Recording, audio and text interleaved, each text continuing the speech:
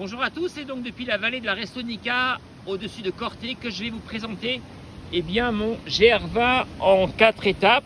Alors voilà les 4 étapes. Donc le départ se fait du village de Calenzana, une montée tout de suite dans le dur, un peu raide pour arriver au premier refuge de l'Ortou, puis ensuite un passage en crête pour arriver au refuge de Caruzzu. J'ai décidé de prendre la variante des crêtes pour aller au Cercle de la Solitude, qui nous amène donc au col de Verge.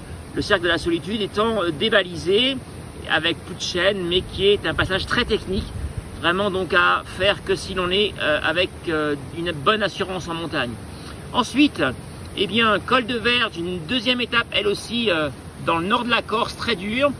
Alors avec un passage au lac de Nigno, magnifique lac, refuge de Manganou, des crêtes et ensuite le refuge de Pietrapana avant de monter pratiquement au sommet du Monte d'Oro.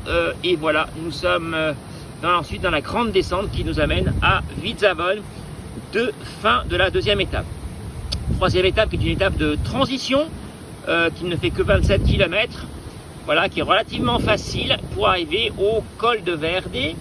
Puis ensuite, col de Verde, la dernière étape qui elle est très très longue, avec des nombreux passages en crête. Là encore une fois, on a décidé de prendre une variante qui est intéressante, qui nous amène au sommet du mont Inchudin pour enfin descendre aux aiguilles de Bavela et enfin la longue descente qui nous amène à la fin de ce GR20 à Conca.